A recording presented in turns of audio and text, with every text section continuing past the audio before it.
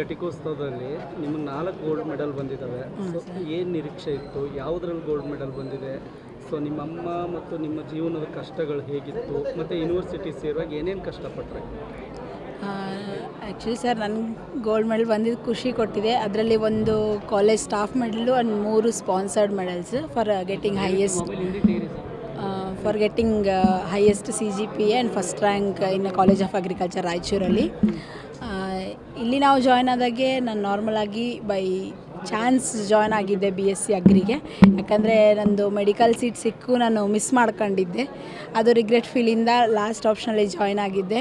ನಾನು ಜಾಯ್ನ್ ಆಗೋ ಟೈಮಲ್ಲಿ ನನ್ನ ತಂದೆಯವರು ತೀರ್ಕೊಂಡಿದ್ರು. ಅದೇ ಟೈಮಲ್ಲಿ ಒಂದೇ ಒಂದು ತಿಂಗಳ ನಂತರ ನಾನು ಇಲ್ಲಿ ಜಾಯ್ನ್ ಆಗಿದ್ದು.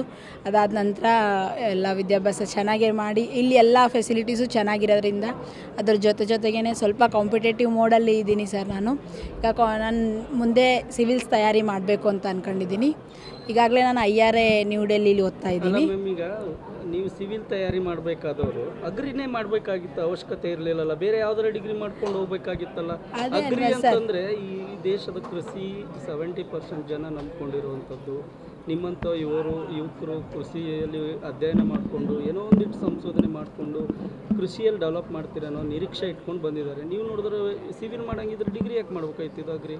ಸರ್ ಈಗ ಸಿವಿಲ್ಸ್ ಮಾಡಬೇಕು ಅಂತಂದರೆ BA BCom ಈ ಥರ ಯಾವುದೋ ಡಿಗ್ರಿ ಮಾಡಬೇಕು ಅಂತಲೂ ಇಲ್ಲ ಸರ್. ನಮಗೆ ಸಿವಿಲ್ಸ್ ಮಾಡಬೇಕು ಅಂತಂದರೆ ತುಂಬ ಬ್ರಾಡ್ ಆ್ಯಂಡ್ ಡೆಪ್ತ್ ನಾಲೆಡ್ಜ್ ಬೇಕಾಗುತ್ತೆ. ಅದು ನನಗೆ ಅಗ್ರಿಲಿ ಸಿಗುತ್ತೆ ಅಂತ ಗೊತ್ತಿತ್ತು. ಯಾಕಂದರೆ ಅಗ್ರಿಲಿ ಓದಷ್ಟು ಕೋರ್ಸಸ್ ನಾವು ಯಾವ ಕೋರ್ಸಲ್ಲೂ ಓದಲ್ಲ.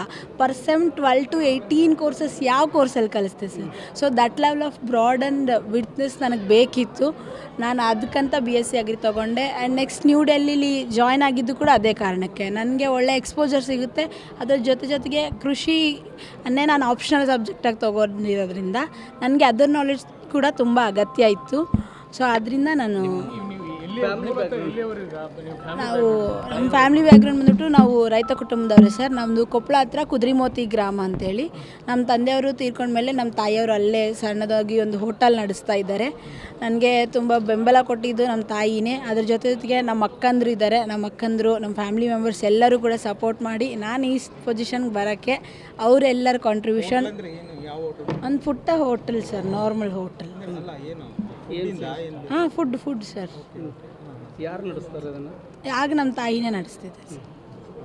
ಬಂದಂಥ ದುಡ್ಡಲ್ಲಿ ನಿಮ್ಮನ್ನು ಓದಿಸಿದ್ದಾರೆ. ಅದ್ರ ಜೊತೆಗೆ ನನಗೆ ತುಂಬ ನಮ್ಮ ಟೀಚರ್ಸ್ ಕೂಡ ತುಂಬ ಎಲ್ಲ ರೀತಿಯಲ್ಲೂ ನನಗೆ ಸಪೋರ್ಟ್ ಮಾಡಿದ್ದಾರೆ.